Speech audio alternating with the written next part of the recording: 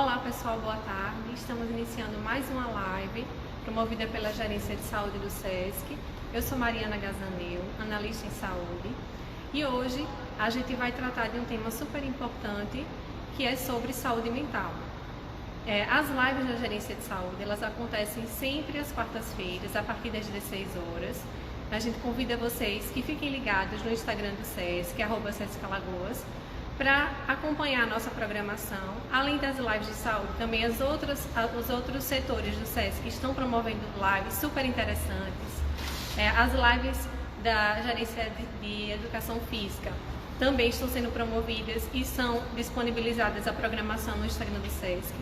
Hoje a gente vai trabalhar o tema, o impacto da pandemia na saúde mental. Estamos com uma convidada, que é a doutora Rose Viviane Bezerra. Ela está aqui próxima a mim, mas cumprindo as medidas de distanciamento social, certo? E higiene.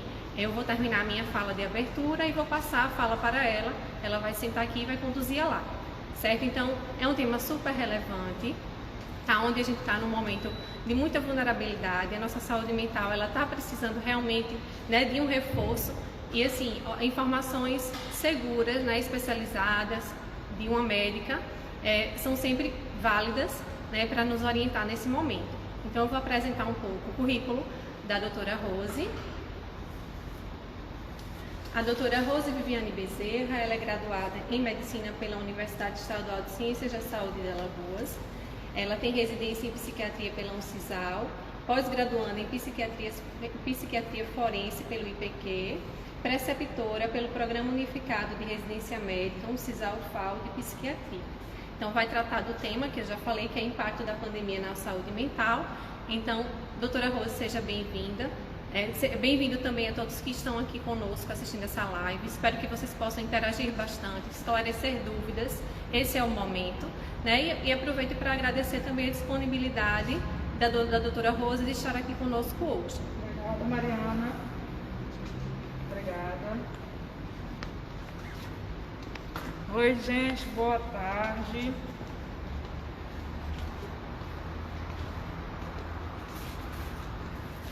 É um prazer estar aqui com vocês e conversar um pouco a respeito dessa situação inusitada que estamos vivendo, né?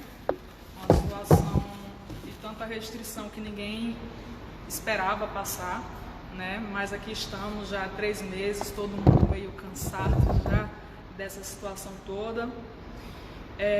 São muitas dúvidas em relação ao futuro, ao que vai ser, muitas angústias, medo, incertezas principalmente, né? Então é muito pertinente que nesse momento a gente possa falar sobre os impactos de todo esse cenário na saúde mental de cada um, tá certo? Então eu espero que vocês participem. Se tiverem dúvidas, deixem suas dúvidas aqui na live e as meninas vão passar para mim, e eu espero que seja construtivo para todos vocês, tá certo? Então esse momento é um momento que fala muito, mexe muito com nossa capacidade de resiliência, né? Todo o mundo que a gente estava acostumado foi impactado e tudo foi mudado, né? As relações mudadas, de repente a gente tem a instrução de um distanciamento social e indicações de como agir na interação social e mantendo a distância, a etiqueta social que se fala, né? E tudo isso permeado de uma grande ansiedade, de medo, de não saber qual é o próximo passo, né? Aonde vai nos levar essa pandemia. Então, é um cenário estressante, né? E dentro desse panorama, fala-se hoje em uma 4ª onda, né, da pandemia, que não significa dizer que ela acontece depois das outras 3, né? Então vem a questão da pandemia que se espalhou e concomitantemente também tem a questão do transtorno mental associado, né? É importante a gente tentar aqui, e eu vou tentar passar para vocês, a questão do quanto o impacto dessas mudanças é normal e o quanto ele acende uma luz aí para que a gente procure ajuda, se for o caso. Porque a essa altura, no meio de tantas incertezas, inclusive científicas, né, a gente não tem uma definição do que vai acontecer. A gente fica ansioso, então é normal a gente ter medo, é normal ter ansiedade, às vezes perder o sono. Tudo isso faz parte desse contexto de incertezas que estamos vivendo. E a gente muitas vezes tem uma tendência na sociedade, principalmente antes da pandemia, né, a demonizar certos sentimentos que não necessariamente fossem negativos, né? Parecia que nas redes sociais a gente sempre tinha que estar bem, sempre estar sorridente, sempre estar mostrando alguma coisa de sucesso, quando na verdade na vida real a gente tem oscilações, nem todo dia a gente está bem, então faz parte da nossa vida normal ter oscilações, ninguém está feliz 100% do dia, né? E a ansiedade por si, o medo, é algo, em certa medida, normal e até aceitável. Eu sempre gosto de usar essa imagem com os pacientes, que quando criança eu era muito ansiosa. Eu lembro que meu irmão uma vez me pediu para levar umas taças que ele tinha comprado. E eu lembro que eu levei essas taças com tanto medo, segurando assim, pensando que não, vou derrubar. E por estar pensando nisso, eu estava mais atenta ao que eu estava fazendo. Então, por estar atenta e com medo de quebrar as taças dele, eu segui. Minha casa tinha um primeiro andar, subi as escadas e consegui levar com sucesso, sem quebrar as taças do meu irmão. E é um exemplo do que a gente precisa, que a ansiedade em certa medida é bem-vinda, porque a gente precisa estar atento para o prazo de um trabalho que a gente vai entregar, para realizar as coisas de forma adequada, entregar as coisas no prazo e ser produtivo, né? Não se atrasar para uma reunião importante, por exemplo.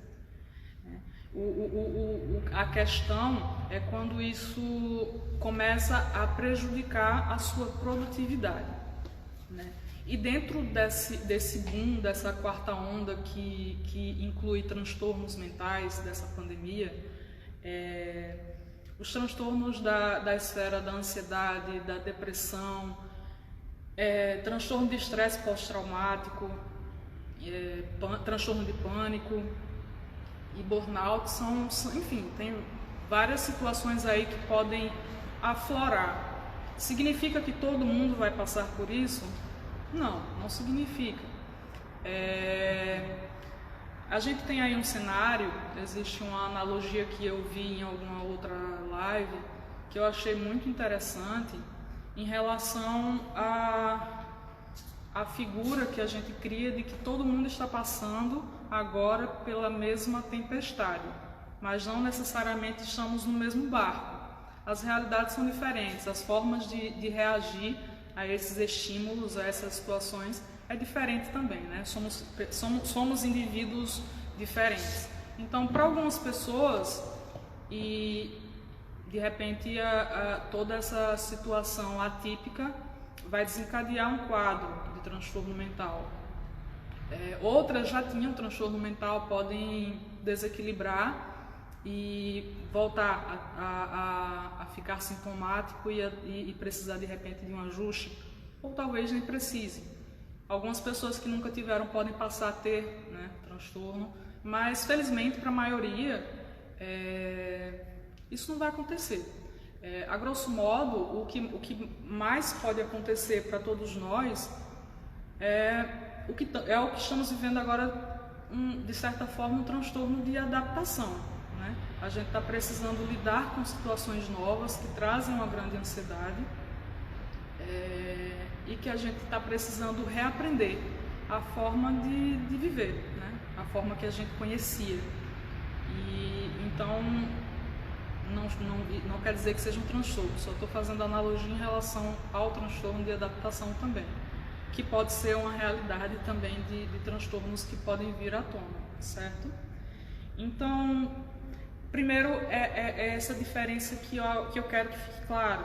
É muito importante e que a gente aproveite esses momentos, e nesse sentido a pandemia, o coronavírus, ele abriu um espaço de fala importante para o transtorno mental, porque ainda a saúde mental ainda é vista com muitos preconceitos, com muitos estigmas, e é importante que a gente fale sobre ele.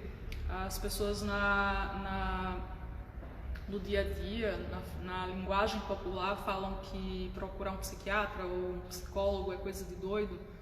E, na verdade, doido nessa conotação popular de alguém que está fora da realidade, né? Do senso de realidade que todos vivemos, né?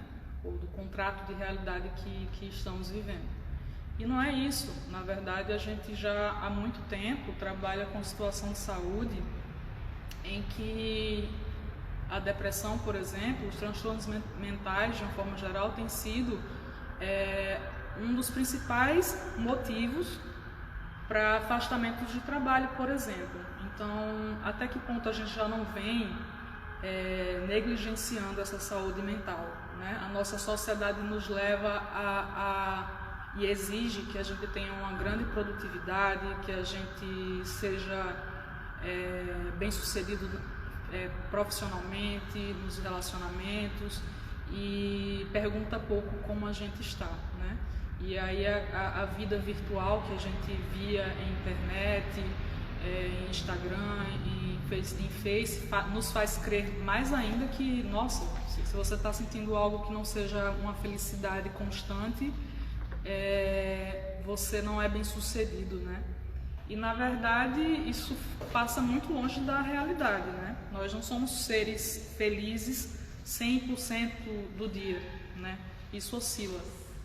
Por isso que quando a gente coloca aqui que essa situação de exceção que a gente está vivendo, da pandemia, ela coloca à tona que são legítimos e que esses sentimentos estão aí, né? Então, a gente precisa lembrar, e isso já fica como uma dica para quem está acompanhando a live, para quem vai assistir depois, que as pessoas elas costumam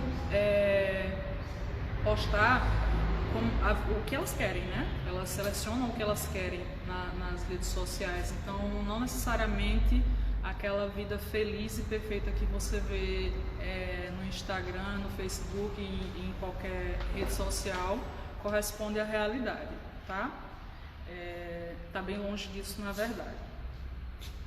Então, dentro dessa apresentação inicial, quero deixar bem aberto essa questão para que a gente possa abraçar esses sentimentos que podem vir e que são legítimos, e na verdade seria até estranho a essa altura alguém que não tenha sentido algum sintoma, não tenha passado por alguma fase de incerteza, de medo.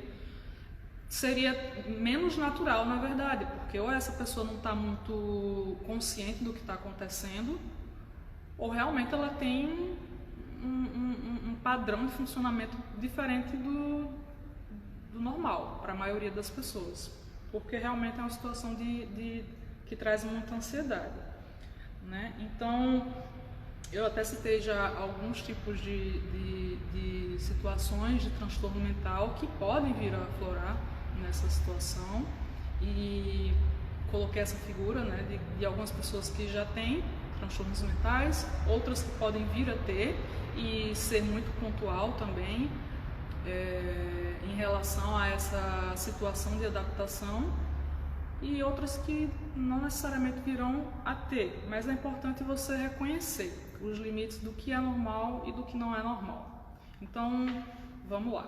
Dentro da psiquiatria, a gente trata uma alteração, na verdade, um conjunto de alterações, na medida que ele que ele impacta muito na vida da pessoa e prejudica muito a funcionalidade dela no dia a dia, seja no trabalho, né, na produtividade, seja na vida social dela. Então esse é um parâmetro, né? E aí a gente tem, dentro de uma situação tão extrema de pandemia, várias possibilidades, né? A ansiedade, por exemplo, é uma possibilidade. Quando é que a ansiedade ela se torna patológica, né? Geralmente quando ela começa a minar a capacidade produtiva e você tem um prejuízo, você não consegue manter a concentração. A ansiedade muitas vezes ela não é só um sintoma, uma angústia, mas ela também está relacionada com alterações autonômicas. Então você tem aquela palpitação, você treme, e aí é muito comum que o paciente chegue dizendo que não consegue se concentrar, então não está conseguindo entregar aquele trabalho que tinha uma data, e aí vai se frustrando e sempre tem essa sensação de um nervosismo muito grande. Então veja que a situação imposta ela tem que obedecer um tempo, né, em que isso vem acontecendo. Geralmente ela é bem comum que tenha uma alteração do sono relacionado. Então é uma situação que perdura, né? Quando a gente vai falar em patologia, a gente está falando de uma situação que está perdurando, né? Não é uma questão pontual, você não ficou ansioso naquele momento. Ela perdura e traz prejuízo para o seu funcionamento, certo? E aí, vamos lá. Nesse sentido, falando já da ansiedade basal, tem também a questão da depressão, né? Algumas pessoas já tinham o quadro depressivo, estavam estabilizadas, podem ter uma recaída nessa situação de exceção, e aí mais uma vez vem a estabelecer o que seria a depressão, porque dentro do ideário popular a gente fala, às vezes a gente diz que está triste, a gente está todo deprimido, e tristeza não é depressão. Depressão é um conjunto de sintomas, uma tristeza geralmente patológica que perdura por muito tempo, associada com outras situações, sentimentos de vazio, desinteresse ou falta de prazer em relação a atividades que a pessoa costumava apreciar, e acaba que a visão da pessoa se afunila muito para uma perspectiva muito negativa, de não encontrar saída para a situação, de não ver uma perspectiva de melhora.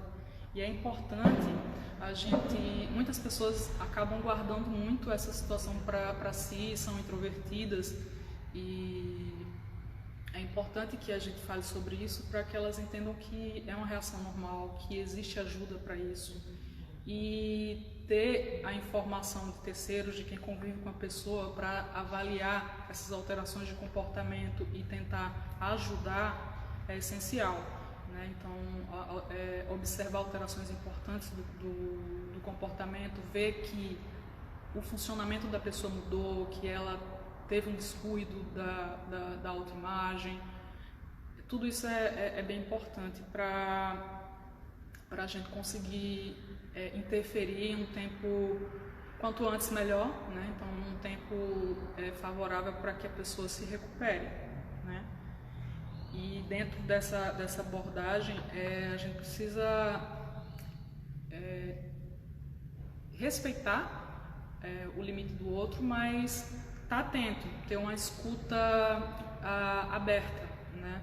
Muitas vezes as pessoas tendem a tratar a doença mental como algo eletivo, como se a pessoa escolhesse ficar doente. Então, às vezes, por mais que a pessoa esteja cheia de boas intenções, ela chega e diz: não fique assim, tudo vai passar, como se dependesse da pessoa. E aí não é bem por aí, né? Então, quando alguém adoecer, ou você ou outra pessoa que estiver ao redor perceber, tente ter uma escuta mais aberta, deixe que a pessoa se expresse e entenda que não é uma escolha dela adoecer, né? Aliás, essa percepção de adoecimento, a gente pensa muito em doenças físicas de forma muito mais fácil, porque é algo que você pode diagnosticar por um exame, pode diagnosticar por exame de imagem ou laboratorial, ou mesmo clínico. E a coisa se complica mais quando você vai falar de transtorno mental, né? Ele é mais difícil de ser avaliado. Então, nesse ponto, é importante valorizar uma escuta qualificada. E aí, nesse ponto, em algum momento, alguém que esteja padecendo precisa entender que, assim como uma doença física, a doença mental também não é eletiva, tá? E ter uma escuta terapêutica, né? Uma escuta que realmente profissional, que realmente vai influir, é importante nesse processo de superar essa situação, né? Então, é uma abordagem até da psicanálise, né? De que a escuta é curativa, né? E trabalhar essa percepção com as pessoas para que elas percebam que, ou pelo menos percebam e consigam ter a ajuda que precisam, né? As pessoas estão interagindo aqui e vamos lá. Tem algumas perguntas que talvez... Certo. Certo. E aí, nesses tempos de pandemia, como conseguir ajuda foi uma das perguntas que alguém deixou. Bom, para nossa sorte, a tecnologia tem ajudado bastante nesse sentido. Apesar de toda a restrição e de atividades eletivas terem sido suspensas, não é difícil conseguir profissionais que atendam, que façam teleconsulta, isso tanto na área médica, psiquiátrica, como também psicólogos. Então, essa é uma questão que dá para conseguir ajuda, mesmo com toda exceção. De repente a pessoa está com muito medo de sair de casa, está com pensamentos muito fortes de que algo pode acontecer. Dá para ter essa ajuda a partir de casa, pelo menos inicialmente. Então, existem vários canais para buscar essa ajuda, tá? É só usar a tecnologia a favor e fazer buscas. A gente está aqui fazendo uma live, está tendo um contato virtual, mas, enfim, eu posso deixar com a equipe do SESC, ou vocês podem entrar diretamente nas minhas redes sociais e procurarem por pessoas que possam prestar esse serviço, tá? Então, ter esse acesso é possível nesses tempos difíceis, sim, tá? A tecnologia está agora mostrando o seu papel benéfico, né? Como um instrumento que pode nos ajudar nessas situações, tá bom? Ok, vamos responder algumas perguntas para ir dando fluidez, né? Porque vocês estão participando e deixando as perguntas e eu vou tentar responder algumas, certo? Alguém deixou uma pergunta. Meninas, depois vocês colocam o nome, porque seria interessante eu saber quem perguntou, de repente. Mas enfim, acaba servindo para todo mundo. Bom, ok. A Marilene perguntou como tratar a ansiedade com poucos efeitos colaterais. Marilene, existem muitas opções terapêuticas hoje no mercado. A gente, de acordo com o perfil de cada paciente, escolhe, dentro da psiquiatria, se for o caso de um tratamento farmacológico, escolhe medicamentos que no geral hoje são muito bem tolerados, tem poucos efeitos colaterais. Claro que tem alguns, principalmente no início do tratamento, mas tendem a desaparecer. São tratamentos seguros e efeitos colaterais mínimos, diante do benefício que o tratamento traz. Além dessa abordagem, é importante sempre frisar que, além da abordagem da psiquiatria, existem abordagens também da psicoterapia, da psicologia, da psicanálise, que são abordagens que potencializam o tratamento e dão uma resposta muito boa associadas com o tratamento psiquiátrico, certo? Espero ter respondido sua pergunta.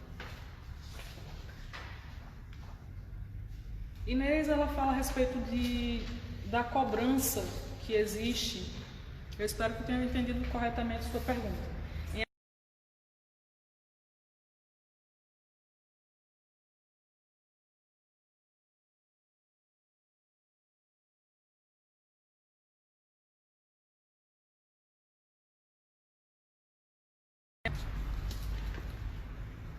Na orientação que as pessoas estão tomando em relação à pandemia. Infelizmente, algumas pessoas continuam seguindo as instruções, outras já relaxaram em relação a isso. A gente precisa entender que a realidade das pessoas é muito diferente. Algumas pessoas vão normalmente, dentro da realidade socioeconômica, educativa, ter uma reação diferente em relação às notícias. Então a gente não pode esperar que todo mundo vá reagir da mesma forma e criar essa relação polarizada com as pessoas, né? Cada um vai ter uma forma de processar as informações. Então, por exemplo, a gente não pode culpar uma pessoa que tem uma necessidade de sair para ter o sustento, porque ela não vai ter daqui a uma semana o que comer se ela não sair para trabalhar. O que é importante é cada um se instruir ao máximo que pode para ter um mínimo de cuidado pessoal e entender que nesse momento a gente precisa desenvolver o pensamento coletivo. Não quer dizer que quando você está usando a máscara, está tendo os cuidados de higiene, higienizando suas mãos e mantendo o distanciamento, que você está cuidando só de si. Uma indicação que na verdade se estende para o coletivo, né? Ele repercute na vivência coletiva. Então, respeitar as indicações é importante que se diga. Não existe medicamentos para tratar Covid, a não ser, como saiu em testes mais recentes, o uso de corticoides, que deve ser usado só em casos graves, porque em casos leves ou moderados os efeitos colaterais, enfim, os efeitos adversos podem ser piores para a situação. Então é importante que a gente tenha essa condição de que depende de cada um de nós tomar uma atitude em relação à autoproteção, mas ao cuidado como um todo, né? Então, as realidades são diferentes, né? Eu não posso chegar aqui e dizer para vocês que existe uma fórmula mágica que funciona para todo mundo. Algumas pessoas conseguem manter o seu distanciamento, conseguem estar em casa e diminuir uma cadeia de contágios. Mas quem não consegue, trabalhar, usa sua máscara, anda com seu álcool gel, procura se proteger ao máximo. E juntos ter a percepção de que juntos vamos passar por isso, cada um dentro da sua necessidade, mas a gente precisa se desvencilhar dessa ideia de culpa, tanto para o outro como para a gente, né? Tentar ao máximo, pelo menos, entender que cada um está fazendo o que pode. Eu sei que às vezes é mais difícil de compreender isso quando a pessoa tem um conhecimento e mesmo assim viola certas recomendações, e por isso que é importante a gente aprender a filtrar as informações que a gente encontra na internet, lembrar mais uma vez que a vida ali na internet não corresponde à realidade, as pessoas elas postam o que elas querem, então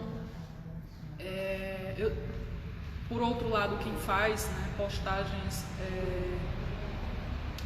fazendo festinhas, curtindo adoidado, precisam também entender que nesse momento em que a gente precisa priorizar o coletivo, passar a ideia de que você está vivendo a vida normalmente, ela também influencia o outro. É importante que a gente expanda a nossa percepção em relação ao coletivo. É o momento de pensar coletivamente. Então, à medida que as pessoas tenham consciência, eu tenho a esperança de que as pessoas consigam fazer, não só por convicção, não só por medo da própria saúde, mas por convicção de que a gente está fazendo isso por um conjunto, né, por um todo. Deixa eu tentar responder mais algumas questões que chegaram aqui.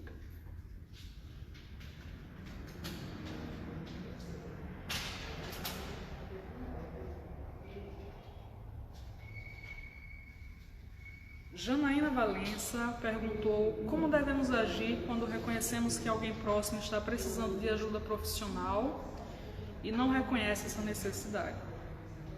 Bom, a questão de buscar informação é importante e quando a gente se propõe como profissionais de saúde mental, a gente está aqui para desmistificar, então de repente sugerir que a pessoa se informe, mandar algum material que possa ser útil para ela seria interessante. Existem algumas situações que não dá para você ser muito incisivo, mas você pode sugerir que, olha, eu estou percebendo que você não está bem, de repente mostrar uma matéria, uma live como essa, para que a pessoa de repente perceba. É um trabalho de formiguinha que a gente tem executado sempre que tem oportunidade de desmistificar essa noção que as pessoas têm de que transtorno mental é uma coisa absurda de se ter, né? É um sinal de fraqueza, não é, né? E a gente está trabalhando para dar esse suporte, né? Então a pessoa entender que tem ajuda e que os profissionais estão aí para isso. É o que a gente tenta fazer quando vem para uma live dessas, quando faz um conteúdo nas próprias redes. Então, o SESC está fazendo um trabalho incrível em relação a trazer informações a respeito de como levar uma vida mais saudável, mais salutar e de como passar por essa tempestade, né? Sobreviver a ela e seguir a vida, seja lá como ela vai se apresentar pra gente daqui pra frente, tá bom? Então é isso. Manda essa live pra ela, tá?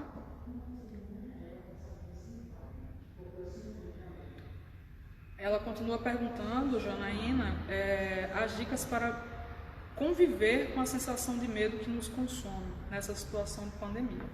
E isso é interessante, é uma dica, é uma pergunta bastante interessante, Janaína.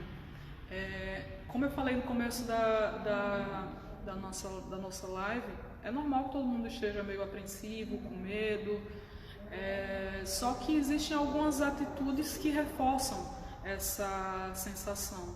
Então é importante, e aí a maioria das cartilhas e de materiais que foram lançados em relação às condutas para lidar com a pandemia, falam muito a respeito da gente ter também um hábito, uma restrição do excesso de informações.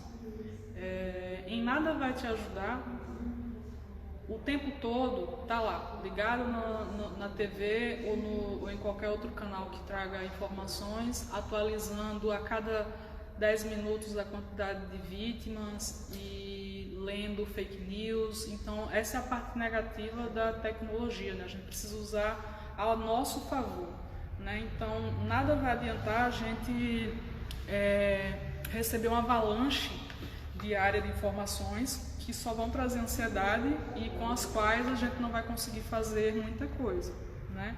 Então ter disciplina de procurar diminuir a quantidade de acessos em relação a informações é importante. Você precisa se informar, claro, mas o básico que você precise para manter uma conduta segura para você e para seguir. É um dia de cada vez. A gente precisa aprender que agora a gente está vivendo um momento de viver um dia de cada vez, né? Então, essa é uma dica que eu acredito que seja muito interessante. Outras dicas são interessantes também e vai depender muito do ritmo de cada um. Não dá aqui para a gente conversar com pessoas tão diversas e dar uma fórmula que vai funcionar para todo mundo.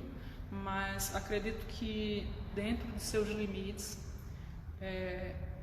cada um procure se adaptar a essa nova realidade, procurando de repente usar um tempo que tenha a mais para se dedicar a atividades que gosta, ter um hobby, ter um tempo para, sei lá, meditar, ler um livro, fazer uma atividade física mesmo que em casa, né? De repente aprender uma nova coisa, de repente você tem uma vontade de aprender a cozinhar, alguma coisa que tire teu foco da situação, né? Então seriam dicas interessantes, ok? Espero ter respondido. A Lucila perguntou a respeito do isolamento. O isolamento social vem nos trazendo uma tristeza, principalmente as pessoas que têm uma família restrita. O que fazer para minimizar? É uma realidade muito cruel, principalmente no que diz respeito a pessoas mais idosas que acabam morando sozinhas e precisam passar por essa fase muito solitárias, né? Mas como valeu para a pergunta anterior, eu acho que vale também para a pergunta da Lucila, né? Lucila, a gente precisa ter em mente que, apesar de toda exceção, eu sei que vem a tristeza, tentar tirar do foco essa situação, procurar se dedicar a outras atividades e ter a noção de que isso vai passar. A gente não sabe como. Eu adoraria dizer que amanhã tudo acabou, mas eu não tenho como dizer isso para você, mas vai passar. Até lá vamos nos adaptar a uma nova realidade. Então, resgatar algum hábito ou adquirir um hábito novo de alguma coisa que você sempre pensou em fazer e de repente pode fazer agora, seria interessante. E usar esse acesso virtual a nosso favor, procurar notícias que sejam confortantes, procurar se informar o mínimo necessário em relação ao que está trazendo a tristeza e entender que essa situação de restrição é por um motivo maior, é por um bem maior, né? Então vale a pena, eu sei que vem a tristeza de vez em quando, mas ter isso em mente talvez ajude, tá? E precisando, se você percebe que dentro dessa tempestade, como a gente usou essa imagem, né, você não está dando conta de atravessá-la sozinho, procure ajuda, né? Existe ajuda disponível, tá bom? Fique bem. Próxima pergunta. A próxima pergunta é uma das questões que mais chegam para a gente no consultório e nos atendimentos em geral, né, a respeito da insônia. A insônia por si só, hoje, ela tende a ser tratada separadamente, né? Mas muito frequentemente ela vem relacionada com ansiedade, com depressão, tá?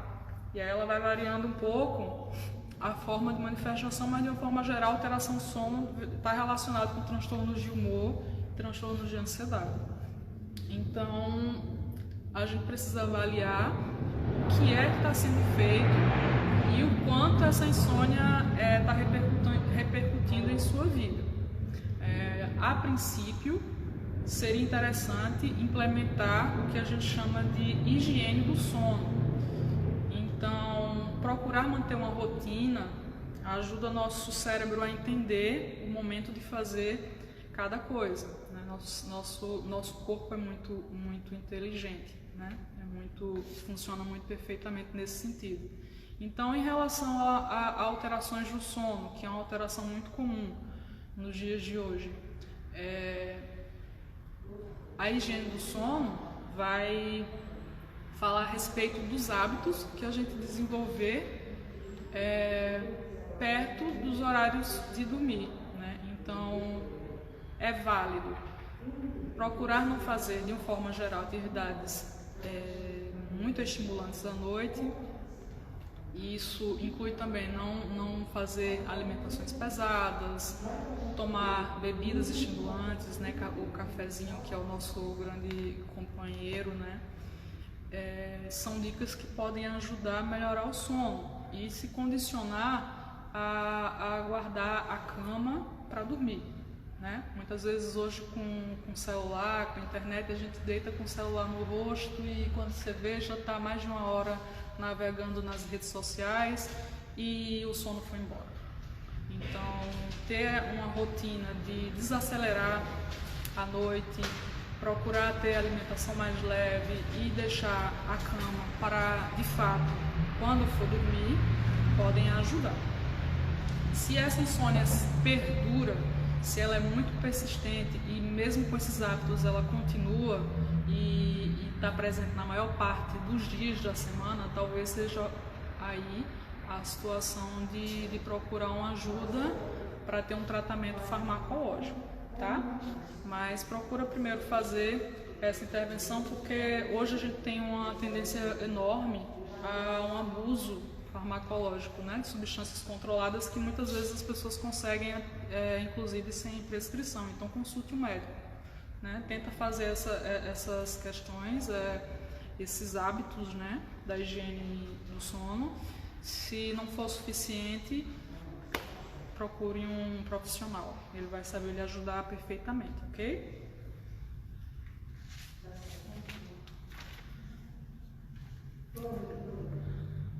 Uma pergunta que chegou, eu não sei se entendi, mas ela pergunta em relação ao filho de 7 anos. Tá, ela fala que durante esse isolamento, a relação com o esposo e com o filho de 7 anos tem piorado, eles estão muito estressados. E se sente sobrecarregada porque está trabalhando em home office. Então é a grande realidade feminina de realizar muitas atividades ao mesmo tempo, né? É difícil dar uma orientação da minha posição, né, confortável, mas é difícil dar uma orientação que seja de fato positiva para mudar essa situação, né? Nenhuma família estava acostumada com essa convivência permanente, constante. De repente a criança está em casa o dia todo, o marido está em casa o dia todo. Isso inclusive já tem repercutido, infelizmente, de forma negativa com o aumento de situações de violência, né, no âmbito familiar. Então, o ideal seria que existisse uma consciência para que a divisão de atividades fosse feita, né? A criança, ela precisa assimilar também essa situação dentro da condição dela de compreensão, entender que é uma situação de exceção e tentar instruí-la ao máximo, procurar ter atividades que possam ser instrutivas, que possam ser lúdicas, mas é importante que não exista uma sobrecarga, né? Se existe um pai e uma mãe, não faz muito sentido que só a mãe tenha que cuidar de tudo na casa, faça home office e ainda cuide da criança e o esposo, né? Onde é que ele está nesse momento? Eu acho que a estrutura familiar precisa ser pensada, por isso que eu disse que é bem complicado de dar esse conselho, mas é o mais franco que eu posso, tá?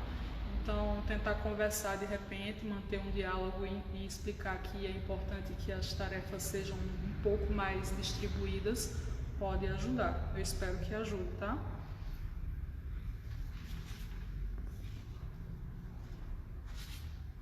Bom, uma pergunta importante feita por Mari, ela pergunta como ela pode melhorar a interação com pacientes depressivos. Bom, a partir do momento que existe aí dois momentos, né? Se a pessoa já tem um diagnóstico de depressão ou se você está percebendo que ela está desenvolvendo sintomas de depressão. Isso não ficou claro. Mas de qualquer maneira, eu até falei isso no início, manter uma escuta acolhedora do que a pessoa está sentindo, empática. Eu acho que empatia, né? Eu falei coletivo, e a segunda palavra mágica para esses tempos em que a gente está vivendo é empatia, né? Procurar escutar sem minimizar o sofrimento daquela pessoa, entender que ela está em sofrimento e tentar conduzi-la para um tratamento adequado, né? E entender, como eu disse também já em outra passagem, que o transtorno mental, a depressão, não é uma condição que a pessoa escolheu, é um adoecimento real, tá?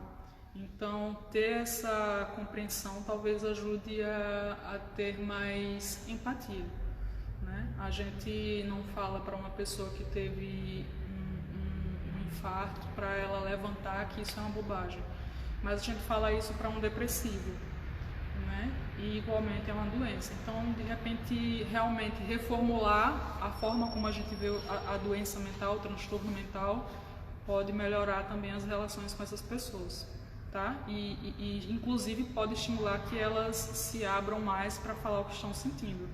Então, ter essa escuta empática e acolhedora pode ajudar muito nessas relações, tá bom?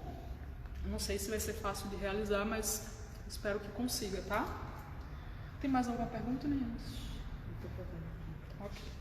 Então, só dando sequência a algumas considerações que fiz em relação aos transtornos, né?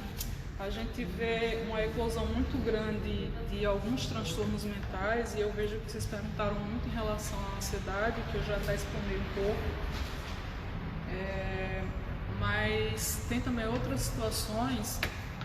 Deixa eu ver que eu já respondo, que eu termino aqui o raciocínio. Tem outras situações possíveis, né, de adoecimento, além de ansiedade e depressão. Acho que são os principais. Mas muitos estudos falam, por exemplo, de transtorno de estresse pós-traumático. Não só para pessoas que têm um contato muito forte com excesso de informações, como para tantas pessoas que estão passando pela pandemia de uma forma muito vivencial, de ter perdido de repente um parente, e nesse sentido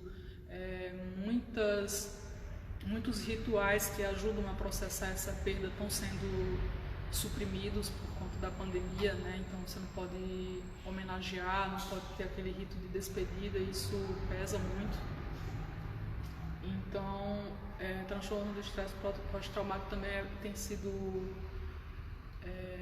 relatado, inclusive, em alguns trabalhos falando em torno de 17%, 20% das pessoas que são entubadas podem desenvolver. Então, é mais uma situação que vale a pena estar atento, né? E os próprios profissionais de saúde, né?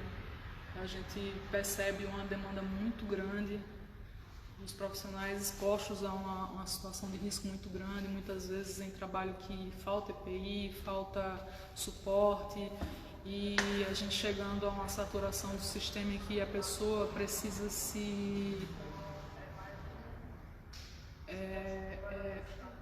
escolher, né? Fazer escolhas difíceis, né? Entre pacientes.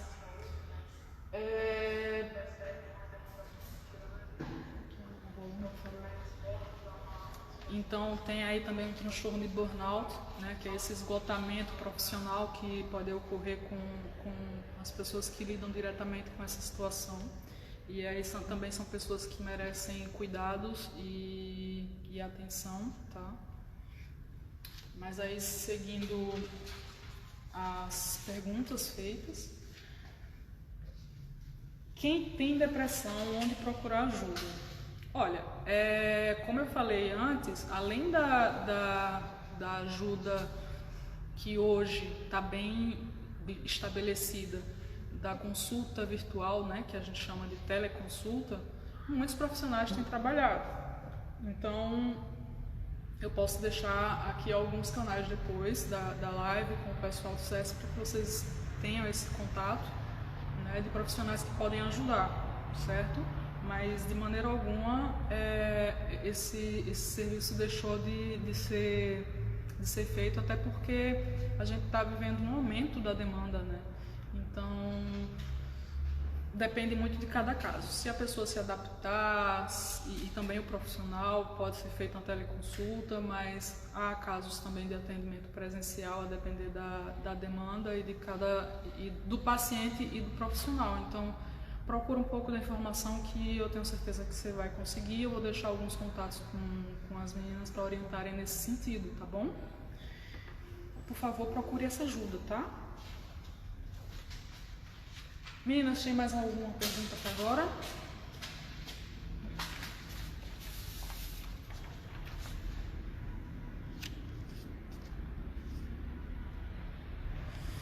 Então, uma pergunta foi feita a respeito de uma indicação para ansiolítico.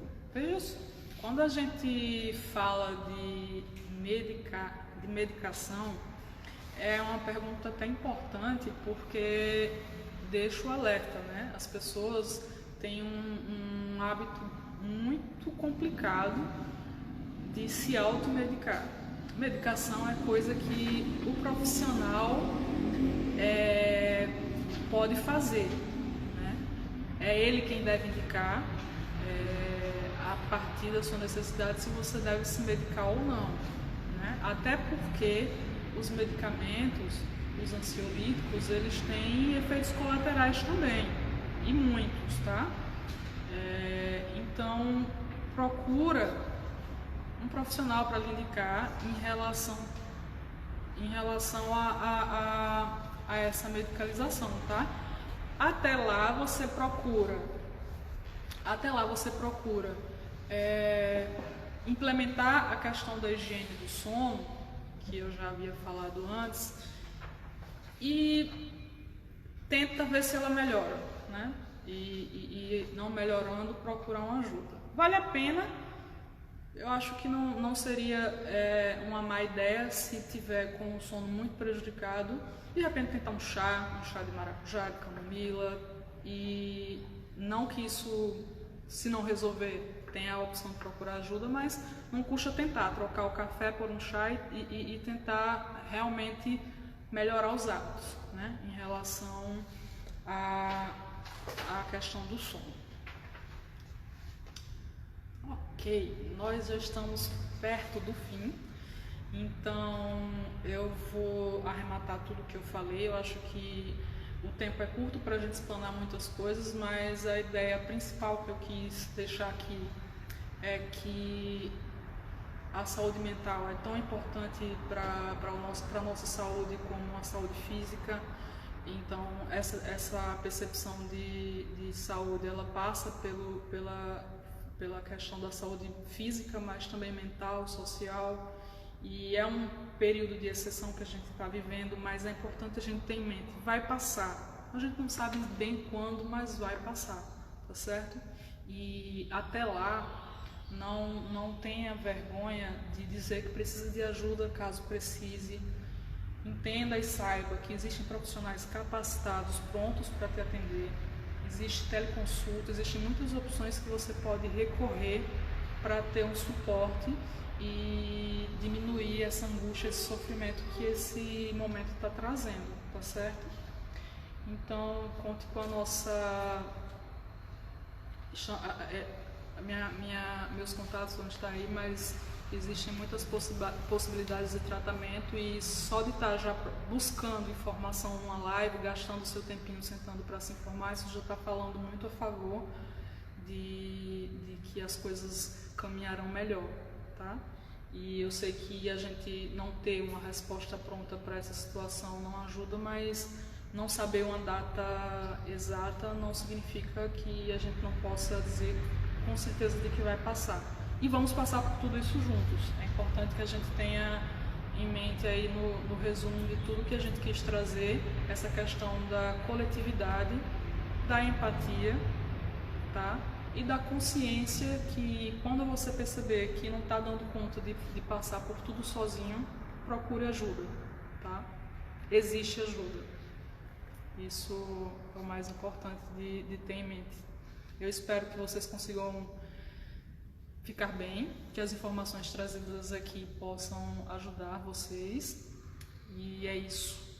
Ok, gente? Muito obrigada ao SESC pela oportunidade de fala. Eu espero que tenha ajudado, tenha agregado para todo mundo, tá? A live vai ficar salva na página do Instagram do SESC. Meu contato vai estar lá também, então quem quiser tirar dúvidas depois, que ficou inibido para tirar agora, pode mandar dúvidas no meu Instagram pessoal. E cuidem-se, tá? Usem máscara, usem álcool gel, lavem as mãos com frequência. Se puder, fique em casa e mantenha o distanciamento dentro do que você puder, tá bom? Fiquem com Deus.